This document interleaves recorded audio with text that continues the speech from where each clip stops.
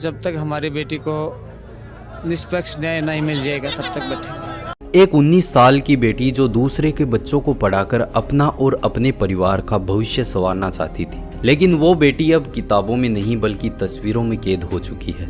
हरियाणा की मनीषा, जिसकी आखिरी चीख शायद आसमान ने सुनी हो लेकिन जमीन पर किसी ने नहीं। 11 अगस्त की सुबह मनीषा घर से निकली नर्सिंग कॉलेज में एडमिशन की जानकारी लेने।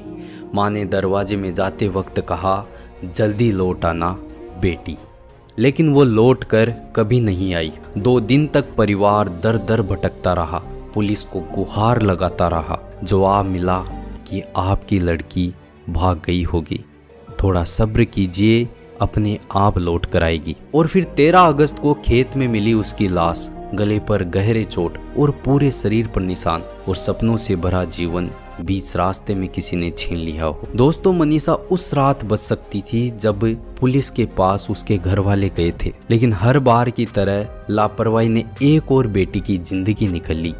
इंसाफ की जगह मिला सिर्फ इंतजार और दर्द। उसके बाद लोगों का गुस्सा इस तरह बढ़ा कि गांव से लेकर शहर तक एक आवाज उठी, मनीषा को न्याय दो।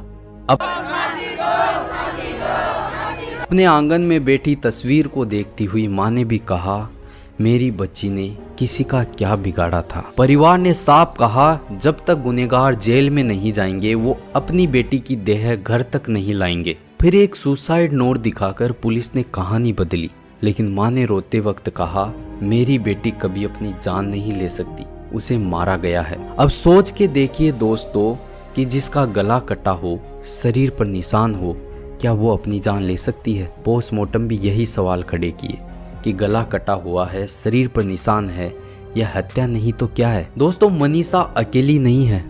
मनीषा जैसी बहुत सी लड़कियां हैं। जिंद, फरीदाबाद, रोहतक, उन्नाव और निर्भया केस के बारे में तो आप सभी को पता ही होगा। ऐसे अनगिनत नाम हैं जिनकी कहानियां खून के आंसू रुलाती है। हर साल लाखों महिलाएं यौन शोषण और उत्पीड़न का शिकार होती है। आंकड़े भी कहते हैं कि भारत में हर 15 मिनट में एक महिला के साथ अपराध होता है, लेकिन आंकड़े कभी उस माँ का दर्द बता नहीं सकते जिसने अपनी बेटी खोई है। क्यों हर केस में शुरुआत में पुलिस यही कहती है कि आपकी बच्ची भाग गई होगी? क्या अपने देश के संस्कार इतने कमजोर हैं? क्यों हमारी बेटियां पहले डर में जीती है और बाद में चुपचाप मर जाती है? क्या सिर्फ नारे और भाषण बेटियों को बचा सकते हैं? भारत वो देश है जहां नारी को देवी का दर्जा दिया जाता है, लेकिन हकीकत क्या है? हर साल हमारे देश में 30,000 से ज्यादा रेप केस दर्ज होते हैं। सोचिए, हर दिन में 100 से भी ज्यादा बेटी, बहनें और मासूम बच्चियों पर इस दरिंदों का शिकार बनती है। लेकिन सवाल ये है कि इनमें से कितनों को इंसाफ मिलता है? तो इनके भी आंकड़े आप देख लीजिए। 100 में से सिर्फ 27 से 30 मामलों में ही दोषियों को सजा मिलती है।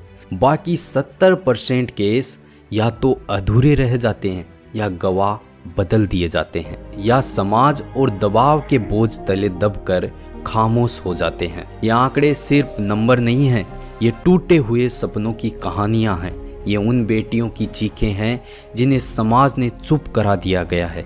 ये उन परिवार का दर्द है जिन्हें इंसाफ मिलने की उम्मीद आज भी है। कानून कड़ा है दोस्तों, पर कानून से जरूरी है उसका सही इस्तेमाल होना। जरूरत है पीड़िता की आवाज दबाई न जाए और गवाही खरीदी न जाए।